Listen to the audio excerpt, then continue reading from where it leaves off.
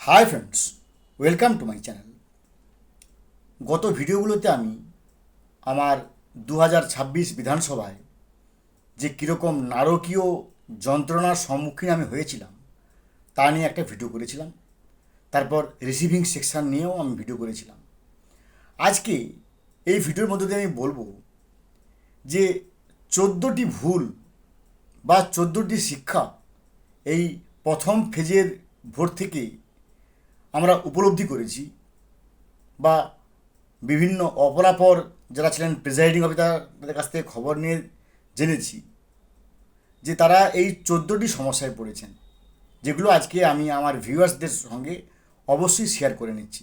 কারণ প্রথম ফেজে যন্ত্রণা হোক, কষ্ট হোক, অত্যাচার হোক, যন্ত্রণা যৌতুকগৃহ হোক, আমাদের মোটামুটি উদরে গেছি, মানে কষ্ট পেয়েছি। বাড়ি কেউ 3টে 4টে 5টার সময় এসেছি, কিন্তু আমাদের ব্যাপারটা মিটে গেছে, চ্যাপ্টার ক্লোজড। কিন্তু আপনাদের চ্যাপ্টার কিন্তু শুরু হতে যাচ্ছে। তাই শুরুর সময় যদি এই ভুলগুলো আপনারাও করেন তাহলে কিন্তু আপনাদেরও বাড়ি ফিরতে অনেক সমস্যা হবে এবং যন্ত্রণার সম্মুখীন হতে হবে। তাই ভিডিওটা স্কিপ না করে পুরোটা শুনুন। আর তার আগে অনুরোধ করবো, দয়া করে আপনার চ্যানেলটা সাবস্ক্রাইব করবেন, লাইক করবেন, কমেন্ট করবেন এবং ভালো লাগলে শেয়ার করবেন। প্রথমেই বলি মোবাইল রেজিস্ট্রেশন। এটা হয়তো অনেকের মনে হতে পারে যে আপনি এই সমস্ত কথা আলোচনা করছেন। হ্যাঁ, আমি করছি, কারণ এই কারণে করছি, আপনি আপনার মোবাইলের ভিতর দুটো সিম রাখবেন।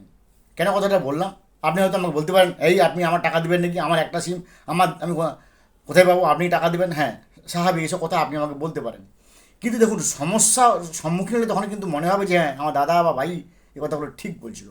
ডিসিআরসিতে যেহেতু ওখানে 3টে বা 2টো বিধানসভা নিয়ে হয়, ওখানে প্রায় 5 থেকে 6 হাজার মোবাইল একসঙ্গে জড়ো হয় এবং সব জায়গায় সমস্ত টাওয়ার থাকে না। যেমন আমার যে বুথে পড়েছিল সে বুথে ভোদাফোন একেবারে নীল, ভোদাফোনে কোনো টাওয়ার নেই। আমি বাড়ি থেকে বেরোনোর আগে আমি আমার এয়ারটেলে খানিকটা টাকা ভরে নিয়েছিলাম।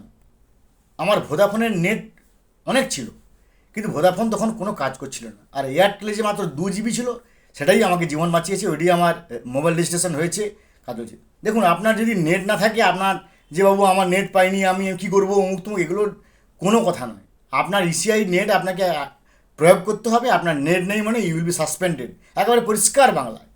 2 নম্বর, ট্যাগিং। ট্যাগিংয়ের সময় এইবারে কমিশনার একটা সিদ্ধান্ত নিয়েছে যে 12টার আগে পর্যন্ত ট্যাগিং করছে না। কেন না, যেহেতু এক্সট্রা একটা টাকা পে করতে হবে, তাই জন্য যতটা পরিমাণ কম টাকা করা যায় তার জন্য 12টা পর্যন্ত ট্যাগিং করছে না।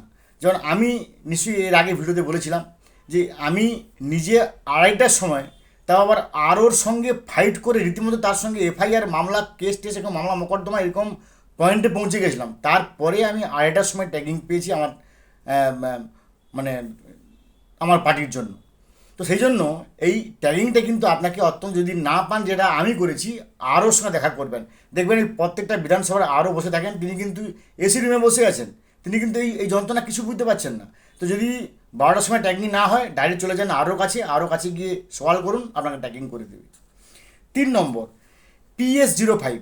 PS05 ফর্ম কিন্তু ওই ব্যাগের মধ্যে নেই। আমি যখন দেখলাম নেই, সেক্টরকে ফোন করতে, সেক্টর বলছে যে আমি ওই দিন আমার কাছে নাই, আমি ভোটের দিন নিয়ে যাব। ভাবুন, ভোটের দিন 8:30টার সময় আমাকে PS05 আমার কাছে পৌঁছেছে। তাই আপনি যাওয়ার আগে PS05 ফর্মটা আছে কি না আপনি দেখে নেবেন, কারণ প্রথমেই কিন্তু আপনার কাছে রিসিভিংয়ে 17C নেবে, PS05 নেবে, ডায়েরি নেবে, অমুক তমুক, যেগুলো এর আগে আমি ভিডিও করেছি। 4 নম্বর, অ্যানেক্সার 1। অ্যানেক্সার 1 আমার একটা ফর্ম আছে। সেই অ্যানেক্সার ফর্মে কত ভোটার, কত ভোট পড়েছে, কোনো ভিসিয়েশন হয়েছে কিনা, কোনো কারাপশান হয়েছে কিনা, কোনো পারভার্সন হয়েছে কিনা, কোনো booth capturing, booth jam, etcetera etcetera, এটার নাম হচ্ছে অ্যানেক্সার ফর্ম, অ্যানেক্সার 1 ফর্ম। এই অ্যানেক্সার 1 ফর্মটা কিন্তু আমাদের ছিল না, আমাদের কাউকেই দেয়নি। কিন্তু রিসিভিংয়ে যখন মাল জমা দেওয়া হচ্ছে, আমাদেরকে আগে একটা ধরিয়ে দেওয়া হচ্ছে অ্যানেক্সার 1, এই অ্যানেক্সার 1 ফর্মটা আপনারা ফিল আপ করুন। আমরা বললাম কেন আমাদেরকে আগে দেওয়া হয়নি, উমুক তুমুক তুমুক হো হা করলাম। ওনারা বলছেন যে আপনারা হো করুন, হা করুন, যাই করুন, অ্যানেক্সার 1 ফিল আপ করতে হবে, and that is the rule. কিছু করার নেই, নাহলে মালপাট জমা নেবে না। আপনার সিউ বিউ ভিভির হাত ধরা আছে, আপনাকে বাড়ি ফিরতে হবে। আবার সেখানে অ্যানেক্সার 1টা ফিল আপ করতে, তাই আসার সময় অ্যানেক্সার 1 ফর্ম আছে কিনা আপনি জেনে আসবেন, না হলে সেক্টরকে বলবেন যেন আপনার কাছে যথাবিহিতভাবে পৌঁছে দেয়। 5 নম্বর, 5 নম্বর হচ্ছে স্যানিটেশন। দেখুন, যে বুথে আমার পড়েছিল, হয়তো আমার দুর্ভাগ্য, সেটা আপনার ক্ষেত্রে না হোক এই কামনা করি, আমার বুথে 2টো পার্টি, একটা মূল আমি নামটা বলতে পারবো না, যেহেতু আমাদের উপর 128 নম্বর ধারা আমাদের হাত পা বেঁধে রেখেছে। তো আমাদের এই অমুক আর অমুক এই অক্সিলারি দুটো বুথে কোনো সাবমার্সিবল পাম্প নেই। 5:30টার সময় হ্যাঁ 5:30টার বিকেল জল আসে টাইম কল থেকে, 7:30টার সময় সকাল টাইম কল জল আসে। এবার আমাদের তো ভোটের ডিউটি মানে নিশ্চয়ই আমাদের 4:30 বা 4:20 ঘুম থেকে উঠতে হবে, জল নেই। ভাবুন কি যন্ত্রণা। এবং দুটো বুথে নিয়ে 4, 4, 8, 9, 8, 17 জনের জন্য একটা বাথরুম, আবার জলবিহীন। কি কষ্ট পাচ্ছে, সেক্টরকে ফোন করছি, একে ফোন করছি, তাকে ফোন করছি, কোনোভাবে কোনো সুরাহ হচ্ছে না। আপনারা কিন্তু এই যদি এরকম অবস্থায় পড়েন, সঙ্গে সঙ্গে দেখবেন আপনার ইসিআই নেটে আরও নাম্বার আছে, সঙ্গে সঙ্গে আরওকে ফোন লাগান, বা আপনারা এই জলের ব্যবস্থাটা ভালো করে করুন। আর না যদি নিরূপায় হয়, তাহলে সামনে কোথাও পুকুর আছে, পুকুর দেখুন। কারণ আমাদেরকে বাঁচতে হবে, আমাদেরকে ভোট করতে হবে। ওরা ফোন নাও ধরতে পারে, ওরা কিছু করতে না পারে, কিন্তু আমাদেরকে স্নান করতে হবে, আমাদেরকে বাঁচতে হবে। তাহলে সামনে কোথাও একটা পুকুর বা কোনো একটা জলের ব্যবস্থা করবেন, এটাকে আমি আপনার দাদা বা ভাই হিসেবে বলছি। এবার 6 নম্বর, মেশিন। যখন মেশিনটা আপনি সকালবেলা স্টার্ট করবেন, দেখবেন তা কত পার্সেন্টেজ আছে।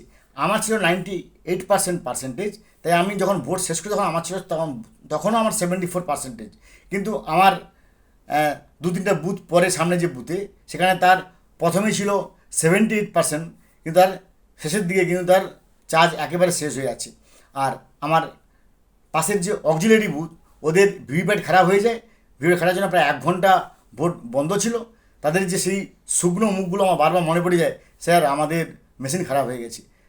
তো এটা একটা দুর্ভাগ্যের ব্যাপার, কিন্তু তাহলেও কিন্তু চার্জটাকে আপনি ভালো করে দেখে নেবেন। নেক্সট 7 নম্বর, 17A। 2 ঘন্টা অন্তর আপনি যখন মেশিনের টোটাল চেক করবেন, কোনো পলিং এজেন্টকে ওর কাছে ঘেঁচতে দেবেন না। কারণ পলিং এজেন্টের নিয়ম আছে শুধুমাত্র শেষের যে ভোটটা, মানে শেষের যখন 6টা বেজে যাবে, তখন টোটাল টেপার সময় সমস্ত পলিং এজেন্ট আপনার কাছে এসে মেশিনটা দেখতে পারে। আবার যখন ভোট শুরুর সময় তারা এসে দেখতে পারে। কিন্তু 2 ঘন্টা অন্তর কিন্তু পলিং এজেন্ট ঘেঁচতে দেবেন না। কারণ যদি 17-এর সঙ্গে গিয়ে কোনো ডিসক্রিপেন্সি হয়, তখন কিন্তু হো হো হা হা পড়ে যাবে। নেক্সট, এবার 8 নম্বর, ক্যামেরা, যেটাতে আমি যন্ত্রণা পেয়েছিলাম, মানে যন্ত্রণার যতুগৃহ পেয়েছিলাম। আমার 6:20-তে আমার ভোট শেষ 6টার সময়, 6:20, এই 20 মিনিটের মধ্যে আমি সমস্ত কাজ একবারে 100% কাজ করে নিয়েছি। কিন্তু 6:20 থেকে 9:45 পর্যন্ত 3.5 ঘন্টা, প্রায় 3.5 ঘন্টা আমি বসে আছি। কেন না, দিল্লি থেকে কমিশনার নির্দেশ পাঠিয়েছে যে ক্যামেরা না খোলা পর্যন্ত কোনো পার্টি বেরোতে পারবে না। সেই রাত 12টা, 1টা, 2টোও হয়, ততক্ষণ আপনার বসে থাকতে হবে। তো আমার 9:45-এ ক্যামেরা পার্টি এসছে, খুলেছে। তাই আপনি যখন বুথে পৌঁছাবেন, সেটাকে বলবেন যে ক্যামেরা যে খুলবে তার নম্বরটা কী। সেই যদি ক্যামেরাম্যানের নম্বরটা আপনি পেয়ে যান, তা তাকে আগে থেকে আপনি বলে রাখবেন যে ভাই তুমি আমারটা আগে খুলে দাও। তাহলে কিন্তু এই ব্যাপারটা কিছুটা হলেও এড়ানো যাবে, বা সে অনেক আগে আসতে পারবে। নেক্সট 9 নম্বর, বাসে যদি আপনার একটা বাসে 5টা পার্টি থাকে বা 4টে পার্টি থাকে, এই কথাটা বারবার খেয়াল রাখবেন। আমি আপনাকে দাদা হিসেবে, ভাই হিসেবে বলছি। বাসের 5টা পার্টির প্রত্যেকটা প্রিজাইডিং অফিসারের নাম্বার আপনি একটা জায়গায় নোট করে নেন। কেন নোট করবেন না, 6টা বাজার সঙ্গে সঙ্গে প্রত্যেকটা ওই পার্টির প্লেয়ারকে ফোন করে নেন যে দাদা বা দিদি, আপনাদের কাজ হয়ে গেছে, আসুন তাড়াতাড়ি 20-25 মিনিটের মধ্যে আমরা আরসিতে পৌঁছে যাই। কারণ ভাই আমাদেরকে বাড়ি ফিরতে হবে। কেউ যদি বলে যে আমার হয়নি, তখন আপনি বলছেন ঠিক আছে ভাই আপনার হয়নি, আমি আপনাকে বলে দেবো, আপনি আরসিতে আসুন, কোনো রকম চলুন, আমরা আধ ঘন্টার মধ্যে কাজ সেরে আরসিতে পৌঁছে যাই। তাই প্রত্যেকের ফোন থাকলে কি আপনি তাকে অ্যালার্ট করতে পারবেন। এবং প্রত্যেকেরই বাড়ি যাওয়া তাড়া আছে, না হলে সে তার কাজ করছে তো কাজ করছে, দেখা যাবে হয়তো 2 ঘন্টা 2.5 ঘন্টা আপনাকে এর জন্য পস্তাতে হবে। তাই এই কথাটা কিন্তু অবশ্যই আপনাকে খেয়াল রাখতে হবে। নেক্সট 10 নম্বর, এই কথাটা বারবার মন দিয়ে শুনুন। 10 নম্বর, ভিভিপ্যাটের ব্যাটারি খুলবেন। আমার মহিষদল বিধানসভা, পাশে নন্দীগ্রাম বিধানসভা, পাশে হলদিয়া বিধানসভা, এই 3টে বিধানসভাতে প্রায় 500 জন প্রিজাইডিং অফিসার, মানে মোট প্রিজাইডিং অফিসার ছিল 550 জন। 500 জন, তার মধ্যে 50 জন যারা আমরা প্রিজাইডিং অফিসার ছিলাম, সেই 50 জন যারা আমরা প্রিজাইডিং, তারা আমরা ভিভিপ্যাটের ব্যাটারি খুলে আনছিলাম। আর 500 জন প্রায় তারা ভিভিপ্যাটের ব্যাটারি খুলে আনেনি, তাদেরকে সেখানে ভিভিপ্যাটের সিল খুলে আবার ব্যাটারি খুলতে হয়েছে। তারা বলছে আমরা খুলবো না, এটা বলছে আমরা জমা নেব না, আপনি ভিভিপ্যাটের ব্যাটারি না খুললে আমরা জমা নেব না। তাই এই কথাটা বারবার মনে রাখবেন, ভিভিপ্যাটের ব্যাটারিকে খুলে একটা চিকচিকিতে মুড়ে না নিলে আপনার মালপাট জমা নেবে না, এ কথা বারবার মনে রাখুন। নেক্সট,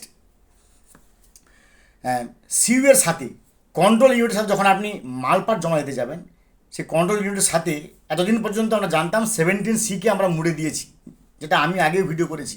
কিন্তু 23 এপ্রিল 2026 ভোটের পরে আমি নিজেও শিখলাম, যেটা কখনো জানতাম না, যে সিইউর সঙ্গে 17C মক পোল সার্টিফিকেট এবং মক পোলের স্লিপ যে বানতে হয়, এটা বাবা আমার জানা ছিল না। আমি 13 বারে প্রিজাইডিং অফিসার হয়েও আমি আর জানতাম না, কারণ এটা এইবারে কমিশনের নতুন নিয়ম করেছে।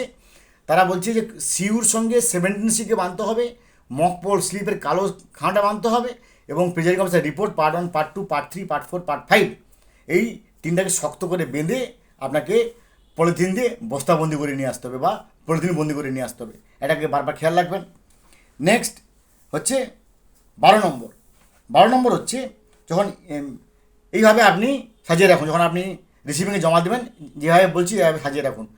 তার প্রথমে আপনি দিলেন ভিভিপ্যাট, ভিভিপ্যাটের পরে তার ভিভিপ্যাটে ব্যাটারি দিলেন, তারপরে বিইউ দিলেন, তারপরে সিইউর সঙ্গে 17C মক পোল স্লিপস এবং তার পিআরও রিপোর্টটাকে বেঁধে দিয়ে দিলেন। এরপর সামনে রাখুন EVM paper, scrutiny paper, statutory cover, non statutory cover, তারপরে 5 আগডুম বাগডুম যা আছে সবগুলো একসঙ্গে দিয়ে দেবেন। এইভাবে করবেন, খুব সহজে হবে। এবং মনে রাখবেন, শেষে আমি একবারে বলছি, 13 নম্বর হচ্ছে PS 05 আর 17C কিন্তু একটা আপনার সেক্টর অফিসার নেবে, কারণ সে আপনাকে শেষ মুহূর্তে বলবে যে আপনাকে আমি দেন, আমার 17C দেন, PS 05 একটা দেন, তখন কিন্তু আপনি পাবেন না। তাই PS 05 ফর্ম দুটো নিয়ে আসবেন, একটা আপনাকে জমা দিতে হবে, একটা আপনার সেক্টর অফিসার নেবে, নাহলে শেষ মুহূর্তে সেখানে আপনাকে বসে বসে বানাতে হবে। আর 14 নম্বর একেবারে শেষে বলবো, আপনাকে ধৈর্য রাখতে হবে। দেখুন, আপনার যন্ত্রণা, কষ্ট, অশান্তি হবে। আমি একটা লাইন বলে শেষ করব। আমার মহিষাদল বিধানসভা 208 মহিষাদল বিধানসভার 8 নম্বর কাউন্টার, যারা ওখানে ছিলেন ওদের কাছ থেকে আপনি খবর নিতে পারেন। 8 নম্বর কাউন্টারে 2 জন মাস্টারমশাইয়ের মধ্যে মারামারি লেগে গেছে। 8 নম্বর কাউন্টার 208 মহিষাদল, আর মালপত্র জমা দেওয়ার সময় সে বলে আমি আগে দেবো, আমি আগে দেবো। 2 জন শিক্ষক, তার 2জনের শিক্ষক, 2জনের প্রিজাইডিং অফিসার, 2জনের মধ্যে মারামারি লেগে গেছে। সে বলে আমি দেবো, এ বলে আগে দেবো, তুই কে, তাদেরকে ছাড়ানো যাচ্ছে না। কেন? ধৈর্যের অভাব। এই অবস্থায় আপনি পড়বেন না। আপনি জানেন যে আমার কষ্ট হবে, আমাকে বাড়ি ফিরতে হবে, ভাই বাড়িতে আমার স্ত্রী আছে, আমার ছোটো ছোটো বাচ্চা আছে, আমাকে বাঁচতে হবে, আমাকে বাড়ি ফিরতে হবে। তাই ধৈর্য রাখুন। যতই আপনি উত্তেজিত হয়ে যাবেন, তত আপনার বুদ্ধি কমে আসবে, তত আপনার বুদ্ধি বিপরীত দিকে হাঁটবে। তাই ধৈর্য রাখুন, হ্যাভ পেশেন্স। ভালো থাকুন, ভালোভাবে ভোট করান। Have a good day, thanks.